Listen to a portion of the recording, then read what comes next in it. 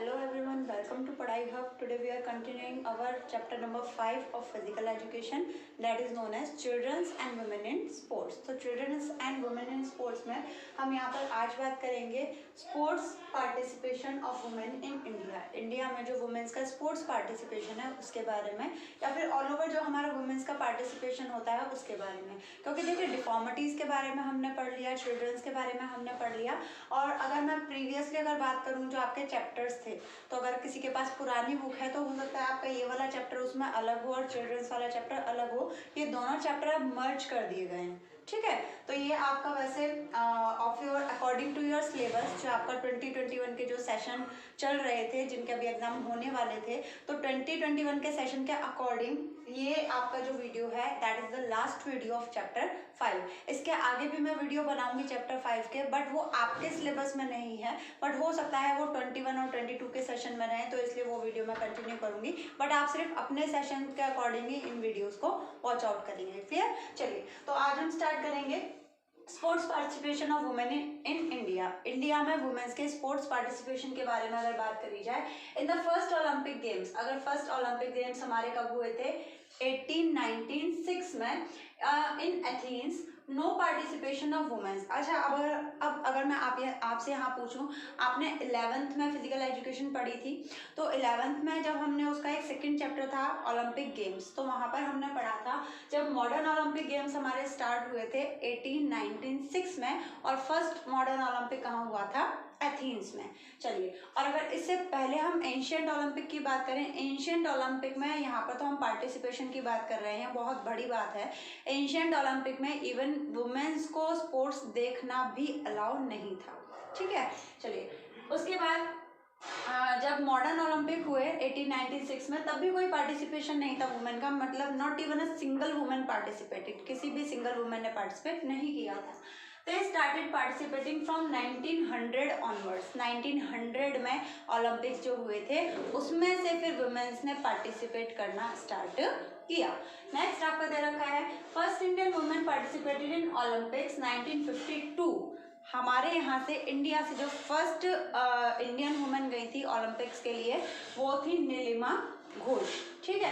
उसके बाद दे रखा है after that Karnam Malleswari become the first Indian women to secure bronze medal in Sydney Olympics 2000 में सिडनी ओलंपिक्स हुआ था, जिसमें इंडियन फर्स्ट वुमेन कौन थी? कर्णम मल्लेश्वरी, जिन्होंने रेसलिंग में ब्रॉन्ज मेडल लिया था. मतलब ये एक ऐसी पहली लेडी थी जिन्होंने रेसलिंग में ओलंपिक्स में इंडिया को कोई स्कोरिंग दिलाई थी, ठीक है.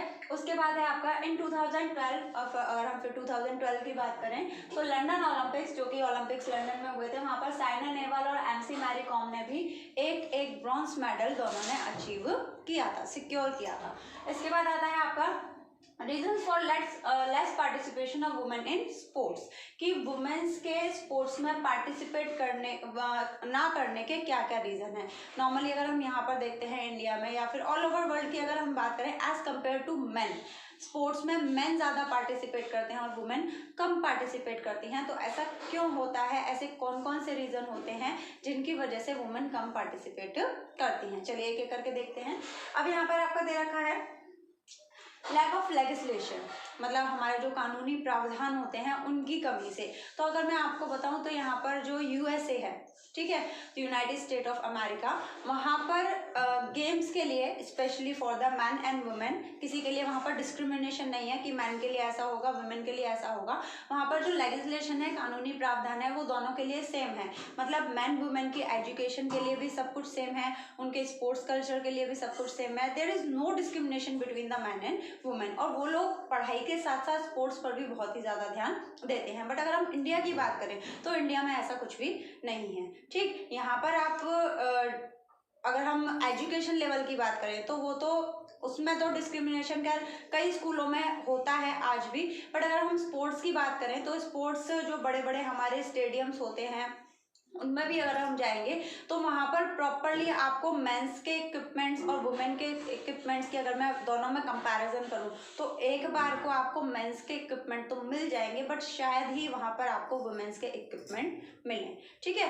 उसके बाद यहाँ पर आता है और इसमें एक और चीज़ आती है कि जो बाहर की कंट्रीज़ हैं वो अपने स्पोर्ट्स पर्सन पर बहुत ही ध्यान देती हैं, ठीक, बट इंडिया में ऐसा कुछ खास नहीं होता। अगर मैं आपको बताऊं, आपके सिर्फ नॉलेज के लिए, बाहर के जो स्पोर्ट्स पर्सन होते हैं उस एक स्पोर्ट्स पर्सन पर ऑलमोस्ट 14 to 17 मतलब 14 से 17 मेंबर एक स्पोर्ट्स पर्सन पर काम करते हैं, उसकी परफॉर्मेंस को एनहेंस करने में लगे रहते हैं। मतलब उसका डाइटिशियन, डॉक्टर, उसका जो भी फिजिशियन, सब अलग होते हैं, ठीक है, जो कि उस पर ध्यान देते हैं।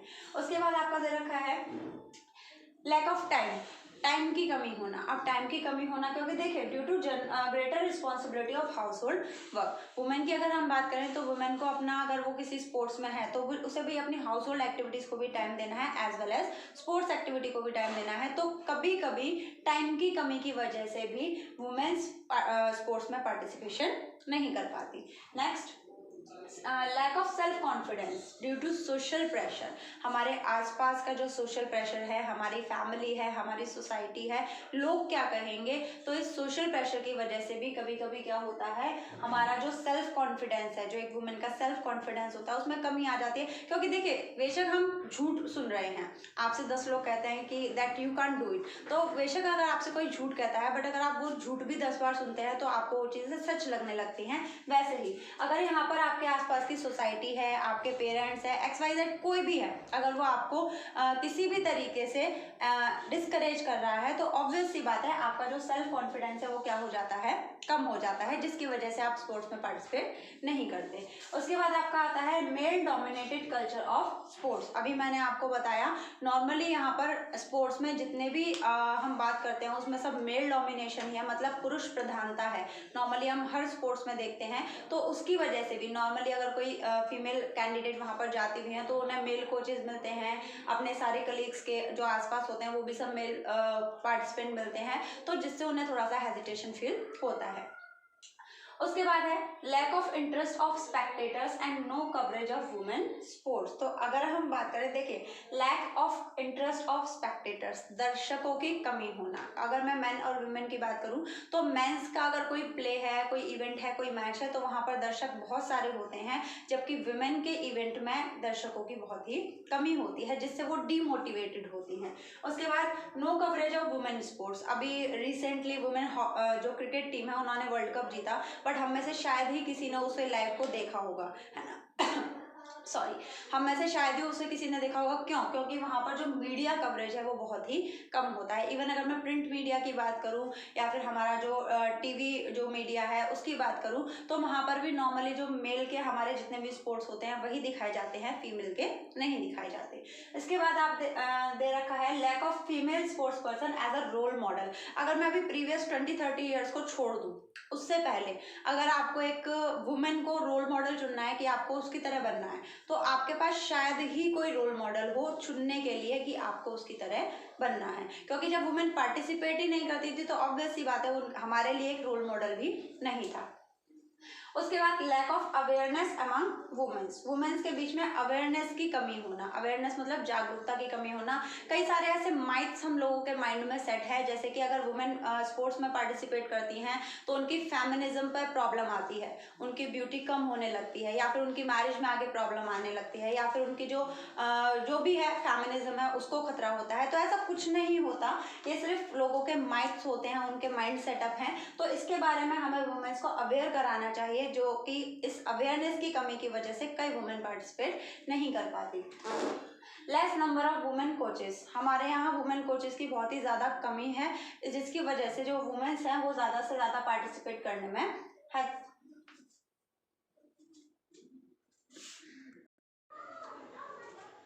Next is lack of awareness among womens, womens के बीच में अवेयरनेस की कमी होना।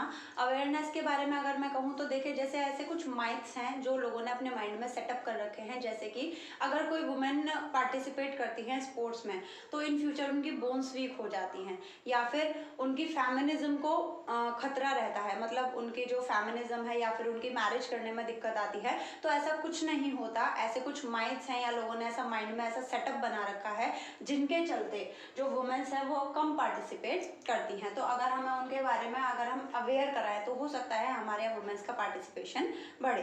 ठीक है, उसके बाद आपका आता है less number of women coaches. हमारे यहाँ वुमेन कोचेस की बहुत ही कमी है। वुमेन कोचेस की अगर हम बात करें तो देखिए ऑलमोस्ट एज अ गर्ल या एज अ वुमेन अगर कोई पार्टिसिपेट करने जाता है, देखिए अगर हम डायरेक्ट ओलंपिक्स में बात करें, डायरेक्ट आप ओलंपिक्स में तो जाओगे नहीं, उससे पहले आप क्या करोगे, उससे पहले आप ट्रेनिंग करोगे, प्रैक्टिस करोगे। प्रैक्टिस के लिए आपको कहाँ पर जाना पड़ेगा, स्टेडियम में। तो ऑब्वियस सी बात है स्टेडियम में हम अगर ज़्यादातर देखें तो वहाँ पर ज़्यादातर हमें मेल कोचेस मिलते हैं, वुमेन कोचेस नहीं मिलते। ठीक, इसकी वजह से भी जो वुमेन है वो बहुत ही कम पार्टिसिपेट करती हैं। उसके बाद है lack of personal safety. Personal safety की कमी होना। पर्सनल सेफ्टी की से इसमें क्या इसका लेना देना है, तो देखिए पर्सनल सेफ्टी का मतलब यहाँ पर इस चीज़ से है क्योंकि हमारे जितने भी स्टेडियम्स हैं, है ना, वो बहुत ही, आपने कोई स्टेडियम कभी रेजिडेंशियल एरिया में देखा है क्या, ऑब्वियसली नॉट। यहाँ पर अगर हम बात करें कि यहाँ पर रेजिडेंशियल एरिया में आपको कोई भी स्टेडियम नहीं मिलेगा क्योंकि स्टेडियम के लिए हमें बहुत एक बड़े बड़े ग्राउंड चाहिए होते हैं, वहाँ पर बहुत बड़े बड़े फील्ड चाहिए होते हैं। तो ऑब्वियस ही बात है वो रेजिडेंशियल एरिया से थोड़ा आउटर साइड में होते हैं।